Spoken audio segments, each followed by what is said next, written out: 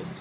Ya, karena toleransi nampak antar satu dengan yang lain, saling tolong menolong, saling bantu membantu, dan semuanya lah bagus.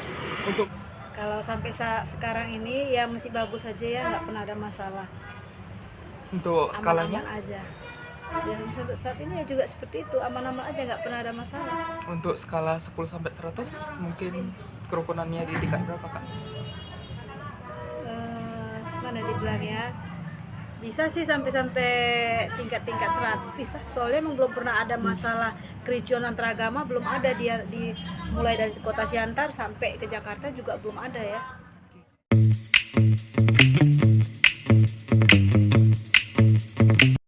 Dalam agama Buddha diajarkan untuk saling menghormati antara umat beragama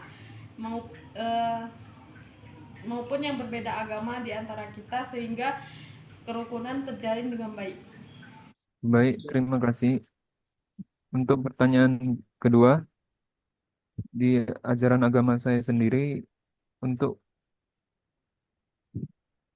terhadap agama lain itu diajarkan untuk saling mengasihi.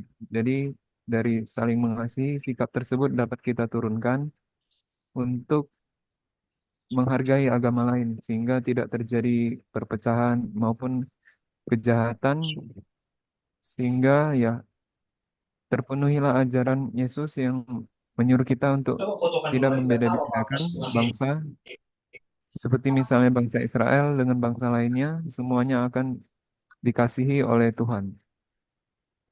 Begitu jawaban saya. Terima kasih.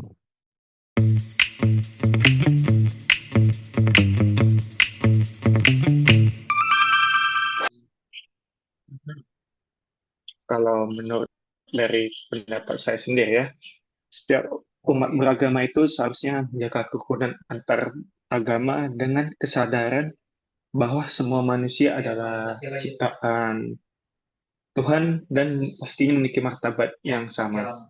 Jadi meskipun memiliki keyakinan yang berbeda, kita harus menjadikan agama itu sebagai sumber perdamaian, tetapi bukan sebagai konflik. Baru harusnya mengembangkan sikap saling menghormati, dan yang terakhir itu bersikap kritis terhadap provokasi dan hoax yang menjadikan agama lain. Itulah dari saya. Menurut saya, untuk menciptakan keharmonisan antar umat beragama, bisa kita mulai dari diri masing-masing dengan menerapkan apa yang sudah diajarkan oleh agama kita masing-masing, yang pada intinya semua agama mengajarkan kebaikan. Dan jika saya mengambil nilai dari agama saya sendiri, maka yang terutama ialah mengasihi sesama. Karena sikap itu akan dapat diturunkan menjadi perilaku yang dapat menghargai perbedaan, seperti misalnya kita tidak langsung menghakimi orang dari agama lain yang bertindak salah, melainkan kita dapat menegurnya atau memberikan saran dengan lebih baik, sehingga kita dapat menjaga keharmonisan antar umat beragama, terutama di lingkungan masyarakat kita yang beragam. Begitu menurut saya. Ya, salah satunya yaitu dengan cara menjalin hubungan yang baik antara satu dengan yang lain, membentuk kerjasama, dan membina kebaikan dalam segala hal.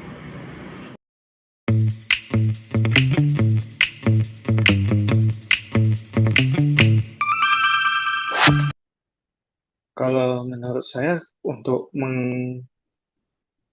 supaya agama itu umat beragama itu tetap rukun, itu seharusnya seperti tetap menumbuhkan sikap toleransi terhadap terhadap orang yang menganut agamanya masing-masing. Maksudnya perbedaan agamanya.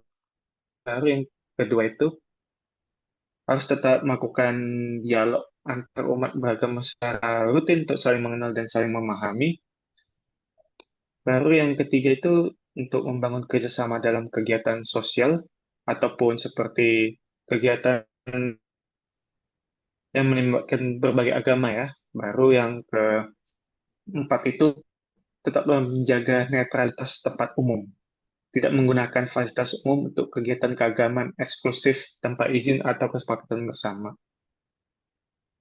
Dan yang terakhir itu kalau dari saya itu jika bisa setidaknya melakukan pendidikan multikultural dan nilai agama sehingga terakhir seperti menanamkan pendidikan agama yang inklusif dan cinta damai di sekolah serta keluarga. Begitulah kalau dari saya.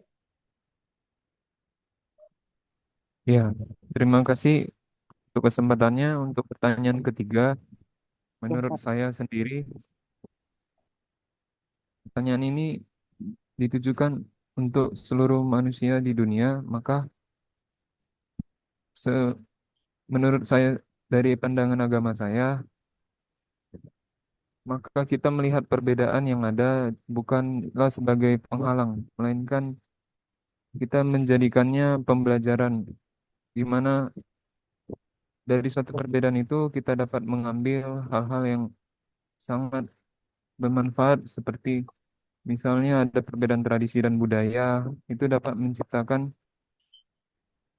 pendekatan yang lebih mudah bagi kita untuk menyebarkan agama, terutamanya agama Kristen, dengan mengikuti adat istiadat yang ada dan tidak meremehkan agama lainnya. Maka umat beragama di dunia ini dapat saling menghargai sehingga tidak menciptakan kekacauan. Begitu menurut saya. Dengan saling menghormati antara umat beragama dan saling membantu jika ada umat beragama yang sedang mengalami kesusahan. Ya saling menjaga perasaan, jangan menyinggung agama yang lain. Nah, untuk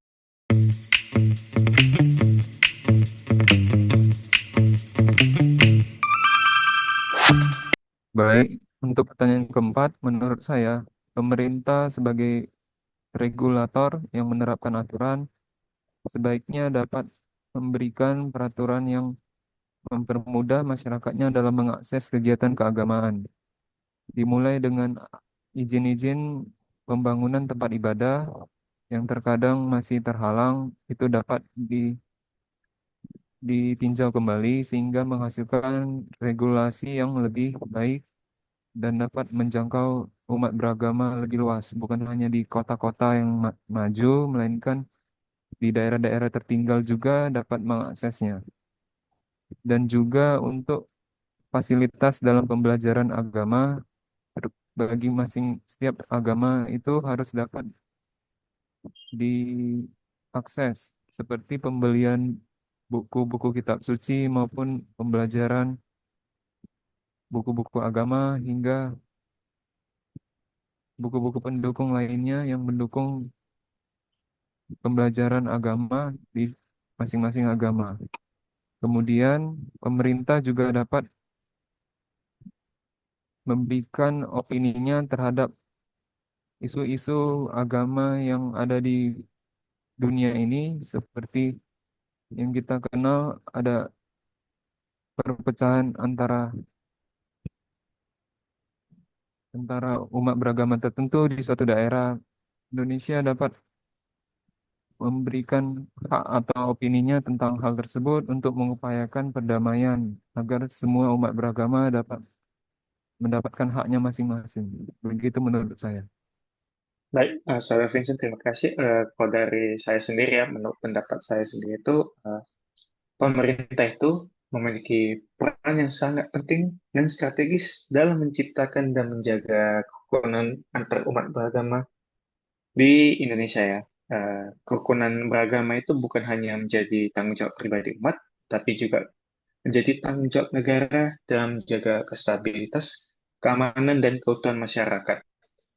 Jadi, oleh saya itu, bagaimana seharusnya pemerintah terlibat itu seperti yang pertama itu, pemerintah itu harus menjamin kebebasan beragama seperti menjamin hak setiap warga negara untuk memeluk dan menjalankan ibadah sesuai kepercayaan masing-masing.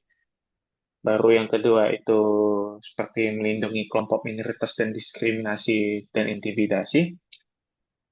Yang ketiga itu membuat kebijakan yang adil dan inklusif, sehingga yang dimana pemerintah tidak memihak kepada agama tertentu dalam kebijakan publik. Baru yang keempat itu seperti menyusun kurikulum pendidikan yang menanamkan nilai multikultural, toleransi, dan penghormatan terhadap keberagamaan. Baru yang kelima itu pemerintah itu wajib menegakkan hukum terhadap pihak-pihak yang menyebarkan kebencian atau intoleransi atas dasar agama. Jadi untuk kesimpulannya dari saya sendiri ini, pemerintah tidak boleh bersikap pasif, tetapi pemerintah harus menjadi fasilitator, pelindung, dan pendidik dalam menjaga kerukunan antar umat beragama. Hanya karena dari situ saja negara dapat menciptakan suasana damai di tengah keberagamaan yang ada. Itu sih dari saya. Dalam hal ini pemerintah harus juga membantu dan mendukung program kerukunan antar umat beragama yang ada di Indonesia. Itulah yang dapat saya sampaikan.